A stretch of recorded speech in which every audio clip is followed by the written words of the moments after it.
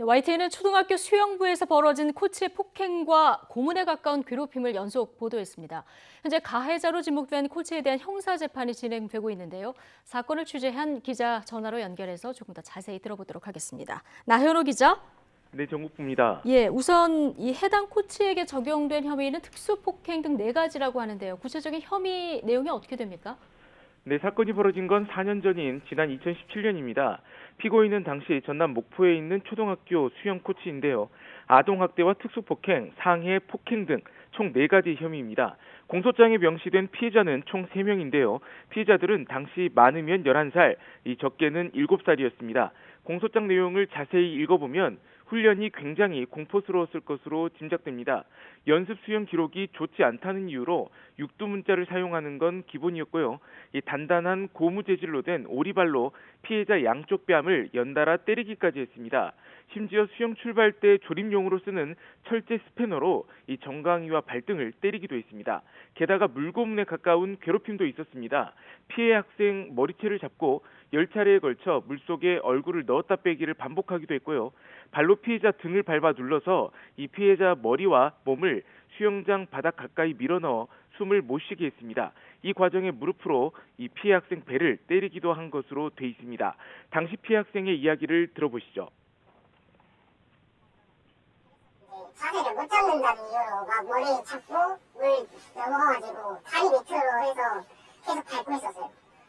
올라오려고 하니까 계속 머리 누르고 발로 밟고 그랬어요. 7살부터 많아야 11살까지 정말 어린 학생들인데 지금 공소장 내용만 봐도 이 학생들이 얼마나 공포에 떨었을지 짐작이 갑니다. 지금 일부 학생들 수영을 그만뒀다고요? 네, 그렇습니다. 저희 취재진이 만나본 학생들은 이 단지 물이 좋아서 수영을 시작했다고 했습니다. 성실히 훈련해서 이 나중에 수영 선수가 되고 싶은 꿈도 있었습니다. 하지만 지금은 수영을 그만뒀습니다. 그러면서 이 4년 전 계속되는 폭행과 괴롭힘에 더는 수영을 할 수 없었다고 했습니다. 어떨 때는 이 생명의 위협까지 느꼈다고 말했습니다. 좋아서 시작한 수영이 악몽이 돼버린 겁니다. 심지어 견디다 못해 부모님께 알렸지만 이후에도 폭행이 계속됐다고 주장했습니다. 한 학생은 수영을 그만둔 뒤에도 당시 수영 코치와 비슷한 체형을 가진 남자만 봐도 겁이 난다고 했습니다.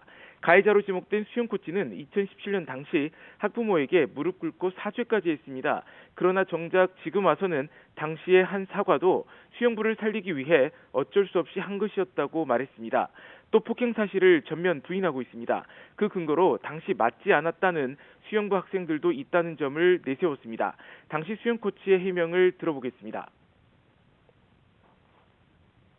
다른 애들은 안 맞고 왜 걔네들만 맞았다 그러냐고. 다른 애들은 본 적도 없고 때린 거 본 적도 없고 맞은 적도 없는데 다른 애들도 때리는 것도 본 적 없는데 우리 코치는 예. 자, 그런데 초등학교 수영부 안에서 코치가 이렇게 폭력을 일삼았을 때 그럼 감독은 뭐 하고 있었나 당연히 의문이 드는데 그런데 당시 학교 수영부 감독이 가해자로 지목된 이 수영 코치 아내였다면서요.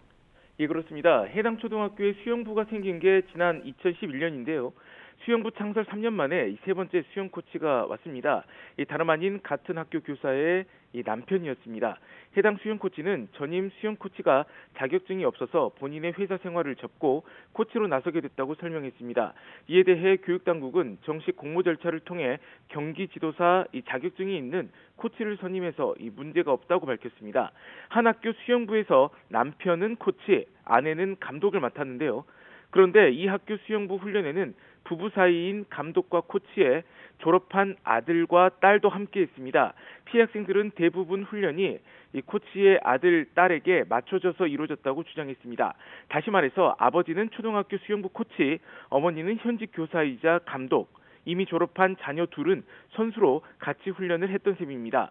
이 때문에 자녀가 초등학교를 졸업하고도 부모가 지도하는 모교 수영부와 함께 훈련을 계속할 수 있었는지의 이 배경에 대해 의구심이 생기고 있습니다. 당시 수영 코치의 해명입니다.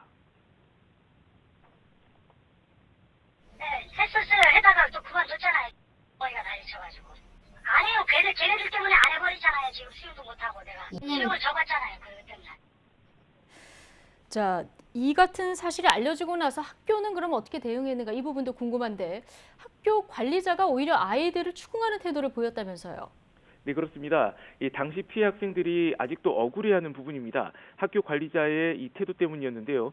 수영 부원 가운데는 코치에게 맞지 않았다는 아이들도 있다며 오히려 피해 학생들을 추궁했다는 겁니다. 심지어 당시 초등학생이었던 피해자들에게 거짓말하면 나중에 경찰서 가서 걸린다는 말도 했다고 주장했습니다. 이에 대해 당시 교장은 모두 거짓말이라고 선을 그었습니다. 피해 학생들을 만나본 적도 없고 그런 말을 한 사실이 없다고 부인했습니다. 피해 학생 부모가 이 아이들이 폭행당한 사실을 처음 알린 게 지난 2017년 3월이었습니다. 수영 코치의 아내인 감독에게 피해를 호소했는데요. 피해자들은 그 후로도 넉 달이 지나기까지 코치의 폭력은 계속됐다고 했습니다. 당시 학교가 제대로 대응을 했던 것인지 의문이 드는 대목입니다. 교육당국 대처에 대해서도 언급을 했는데 오늘 단독 보도했던 내용이죠. 당시 수영 코치의 폭력 문제가 불거져서 해임이 됐는데 그 사유가 임용기간 만료였다고요? 네, 그렇습니다. 이 초등학교 수영 코치의 학생 폭행 사안이 접수된 게 지난 2017년 8월 17일입니다. 피해 학부모가 이미 5달 전인 2017년 3월에 코치의 부인이자 교무부장이던 감독에게 알렸지만 이후에도 폭행이 계속되자 공론한 겁니다. 결국 2주 만에 폭행 가해자로 지목된 수영 코치가 해임됐는데요.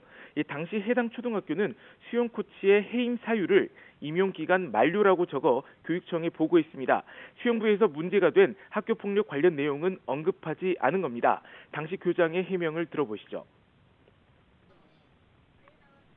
민감한 사항이고 있는가 없는가를 이렇게 해나가는 그런 상황으로 그 학교에서는 진행이 되었어요. 그 당시에는요? 근데 네. 예, 그렇죠. 그래서 그것이 지금 사실인지 아닌지조차도 저는 지금도 모릅니다. 네, 앞서 해당 수영 코치는 학부모 사업장까지 막무가내로 찾아가 용서를 빌었습니다. 폭행 사실을 인정하며 무릎 꿇고 비는 바람에 이 경찰까지 출동했습니다. 그러나 수영 코치가 주소지를 옮기고 물증 확보가 어려워지면서 시간이 지체됐는데요.